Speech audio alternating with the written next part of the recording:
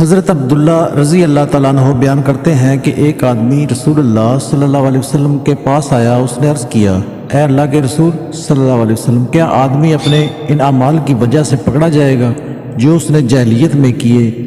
آپ صلی اللہ علیہ وسلم نے فرمایا، جس نے اسلام میں اچھے کام کیے اسے جاہلیت کے کاموں کے بدلہ میں نہیں پکڑا جائے گا، اور جس نے حالت اسلام میں برے کام کیے اسے اگلے اور پچھلے کاموں کے بدلہ میں پکڑا جائے گا۔ حضرت ابو ہریرہ رضی اللہ تعالیٰ عنہ بیان کرتے ہیں کہ میں نے رسول اللہ صلی اللہ علیہ وسلم سے زیادہ حسین چیز کوئی نہیں دیکھی، گویا آپ کے چہرہ مبارک پر سورج جلوہ ریز ہے۔ میں نے رسول اللہ صلی اللہ علیہ وسلم سے زیادہ تیز رفتار کسی کو نہیں دیکھا، گویا آپ کے لیے زمین لپیٹی جا رہی ہے۔ ہم پوری طرح تیز چلنے کی کوشش کرتے لیکن آپ صلی اللہ علیہ وسلم پرواہ کیے بغیر چلتے رہتے، پھر بھی ہم آپ تک نہیں پہنچ سکتے تھے۔ حضرت ابن مسعود رضی اللہ تعالیٰ عنہ سے روایت ہے کہ رسول اللہ صلی اللہ علیہ وسلم نے ایک چٹائی پر سو گئے، جب اٹھے تو آپ کے جسد اطہر پر اس چٹائی کے نشانات تھے۔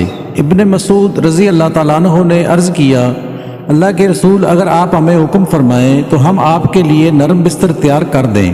آپ صلی اللہ علیہ وسلم نے فرمایا، میرا دنیا سے کیا سروکار، میں اور دنیا تو ایسے ہیں جیسے کوئی سوار کسی درخت کے نیچے سایہ حاصل کرنے کے لیے رکتا ہے اور پھر کوچ کر جاتا ہے اور اسے وہیں چھوڑ جاتا ہے۔